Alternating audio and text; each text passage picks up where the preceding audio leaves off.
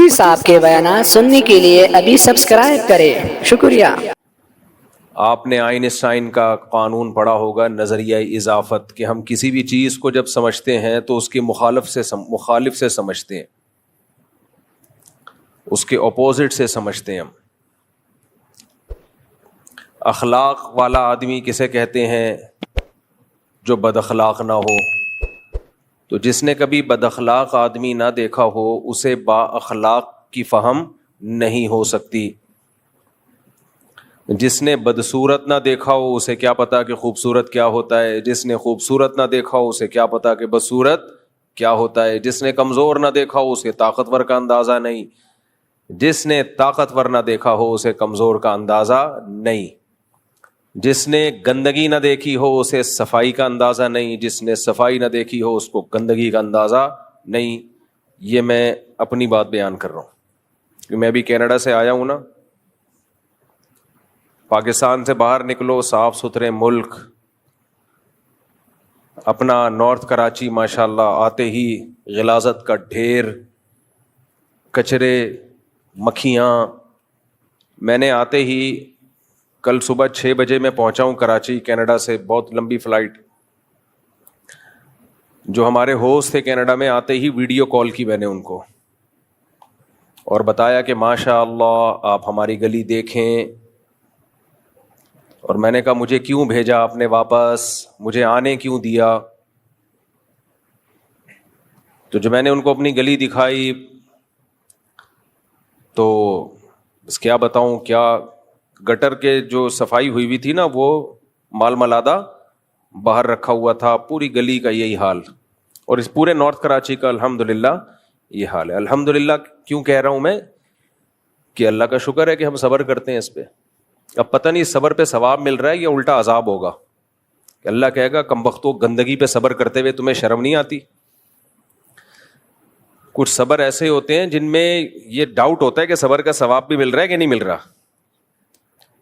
شریعت کے خلاف چیزوں پہ صبر کا ثواب تھوڑی ملتا ہے. جیسے جو لوگ دوسری شادی نہیں کرتے اور صبر سے رہتے ہیں تو میں ان سے کہتا ہوں کہ اس پہ ثواب تھوڑی ہے، کیونکہ وہ تو اللہ کی طرف سے ترغیب ہے، کرو بھائی. تم نہیں کر رہے تو وہ تو تمہارا اپنا ہیڈیک ہے. آپ افطار کے وقت صبر کرو کہ میں 1 گھنٹے بعد افطار کروں گا. پکوڑے رکھے ہوئے ہیں، اذان ہو گئی مغرب کی، شربت، پکوڑے، چاٹ، دل چاہ رہا ہے کھانے کا، آپ صبر کرو 1 گھنٹے بعد کھاؤں گا. ثواب ملے گا؟ تو بھائی وہاں ثواب ملتا ہے جہاں صبر کا اللہ نے حکم دیا ہو. گندگی پہ صبر کا اللہ نے ہمیں حکم نہیں دیا ہے. یہ سوچ کے اور ٹینشن ہوتی ہے کہ پتہ نہیں صبر پہ ثواب مل بھی رہا ہے کہ نہیں مل رہا. آپ کہہ سکتے ہیں مفتی صاحب جب اتنی گندگی ہے نارتھ کراچی میں رہتے کیوں ہو؟ بھائی مسجد کی وجہ سے رہتے ہیں. یہاں 20 سال ہو گئے. رفیع بھائی ہیں یہاں پہ ماشاءاللہ پرانے، اور پرانے دوست ہیں جن کے زمانے کی ٹرینیں بند ہو چکی ہیں، ان کے زمانے کی سائنسی ایجادات ریٹائر ہو چکی ہیں. تو اب پرانے لوگ ہیں. تو پھر سب سے بڑی بات مسجد. آپ کہہ سکتے ہو کہ دوسری مسجد میں چلے جاؤ، مسجدیں کم تھوڑی ہیں.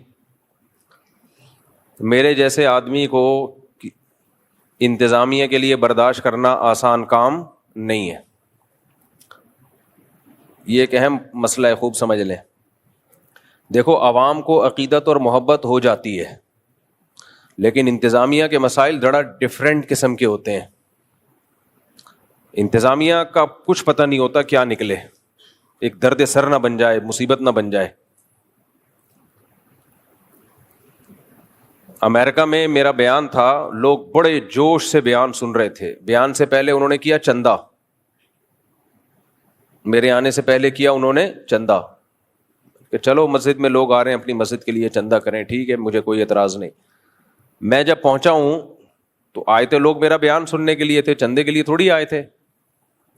خیر انہوں نے چندہ بھی دے دیا، مجھے کوئی اعتراض نہیں ہے، مسجد کو اگر کوئی چندہ دے صدقہ جاریہ ہے.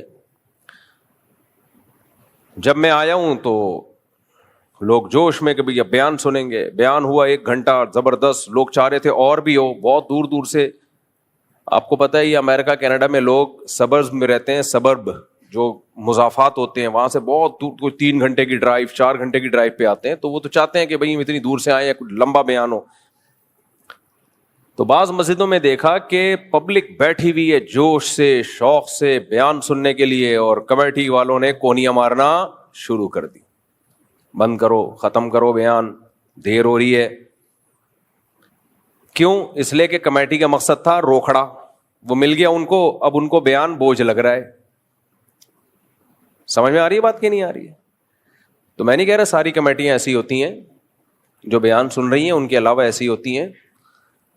مجھے بڑا غصہ آیا, میں نے کہا بھائی لوگ اتنے شوق سے سن رہے ہیں, کہہ رہے نہیں بہت لمبا ہو گیا بیان. تو لمبا ہو گیا تو مجھے تھکاوٹ ہو نا, یا لوگوں کو تھکاوٹ ہو. جب سامنے والے جوش و خروش سے بیان سن رہے ہوتے ہیں نا, تو بیان کرنے والے کو بھی موٹیویشن ملتی ہے, اس میں بھی پاور آ جاتی ہے, طاقت آ جاتی ہے. بہت دفعہ ہوا ہے کہ پبلک سن رہی ہے, کہہ رہے نہیں جی بیٹھے ہیں, آپ عشاء کے بعد بھی بیٹھے ہیں, اور کمیٹی والے کیا کر رہے ہیں, پاؤں پہ آ کے ٹھونگے مار رہے ہیں, یوں کر رہے ہیں. تو اس لیے مساجد کی انتظامیہ کچھ ٹھیک بھی ہوتی ہیں, کچھ الگ بھی ہوتی ہیں. تو اب ہم تو تھوڑا سا عام لوگوں سے تھوڑا سا ٹریک سے ہٹ کے چل رہے ہوتے ہیں.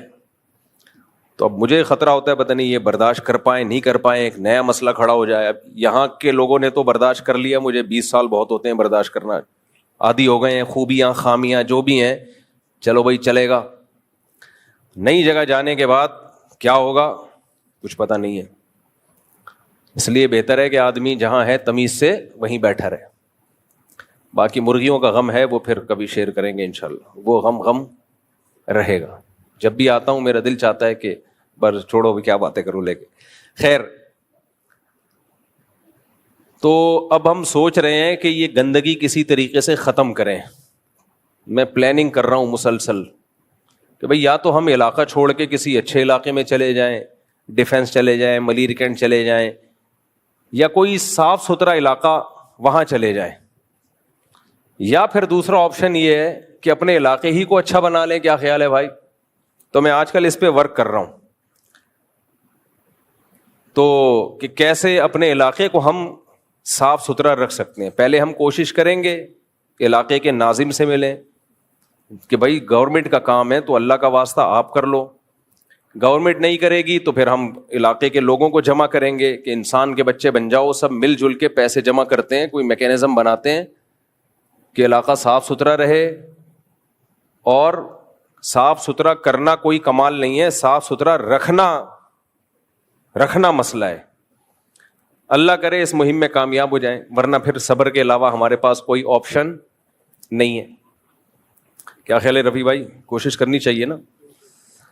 اور میرا ارادہ یہ ہے کہ ایک مہم کی صورت میں یہ کام کروں گا, اس کا ولاگ بھی بناؤں گا. اگر ہم اس میں کامیاب ہو جاتے ہیں کہ دیکھو ہمارے علاقے میں کتنا صاف ستھرا ہو گیا, بالکل نیٹ کلین, گلیاں چمک رہی ہیں, اگر ہم اس مہم میں کامیاب ہو گئے تو جو پروسیس ہم نے اختیار کیا تھا پورا ایک ایک اسٹیپ بائی اسٹیپ اس کا ولاگنگ کر کے ریکارڈ کر لیں گے. تو کراچی کے دوسرے علاقے والوں کے لیے بھی ایک یوں سمجھیں کہ ایک نمونہ ہوگا وہ, کہ بھئی آپ حکومت کی سے امیدیں مت لگاؤ. دیکھو ہمارے گھروں کو گورنمنٹ آ کے صاف کرتی ہے بھائی, گٹر بند ہو جائے گورنمنٹ آتی ہے, کچھ خود ہی کرتے ہیں نا. اور بھی بہت ساری چیزیں جو ہم خود صاف کرتے ہیں. ہم گورنمنٹ کے بل بوتے پہ نہیں ہوتے, ہم اپنے بستروں کو صاف کرنا, گھر کے برتنوں کو صاف کرنا, ماسیاں لگائی ہوئی ہوتی ہیں, خود کر رہے ہوتے ہیں, بیسیوں ڈیپینڈ نہیں کرتے. تو ایسا ہی بھائی ایک گلی کو سب گلی والے مل کے بھی تو صاف کر سکتے ہیں, لیکن ایک سسٹم ہونا چاہیے, وہ سسٹم ہمارے پاس نہیں ہے. تو اس پہ میں کوشش کر رہا ہوں, کام کر رہا ہوں, ابھی شروع کیا میں نے. یہ میرا کام ہے نہیں لیکن مجبوری ہے, کیا کریں بھائی, جب آپ لوگ نہیں کرو گے تو مولانا صاحب کریں گے نا. یہ تو اپنا علاقہ صاف کریں گے انشاءاللہ, پھر ہم بتائیں گے بھائی یہ اگر ہو گیا, نہیں ہوا, کیونکہ اس میں لوگوں کا تعاون ضروری ہے. اور اس میں جس سے بھی مشورہ کیا ہے, سب سے بڑا مسئلہ یہ ہے کہ لوگ پیسے نہیں نکالتے جیب سے.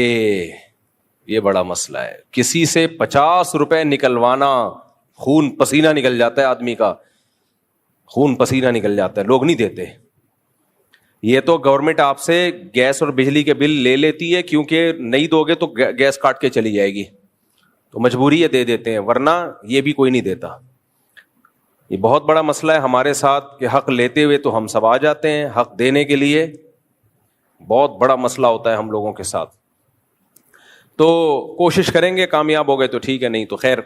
تو میں تو آئین سائن کا نظریہ اضافت بیان کر رہا تھا کہ کسی صاف ستھرے علاقے، ہمارے حضرت مفتی رشید احمد صاحب جو تھے نا، بہت زیادہ صاف ستھرے تھے، بہت سے بھی زیادہ، حالانکہ وہ تو باہر ملکوں سے ہو کے نہیں آئے تھے، اتنے صاف ستھرے تھے. وجہ کیا تھی؟ ہماری جو روایات تھی نا ہندوستان میں، وہ یہ والی نہیں تھی جو آج چل رہی ہیں. ہماری جو ہندوستان میں روایات تھیں وہ صفائی ستھرائی والی ہی تھی. مسلمان بہت صاف ستھرے ہوا کرتے تھے. ہمارے حکمرانوں نے ہم کو میلا بھی کر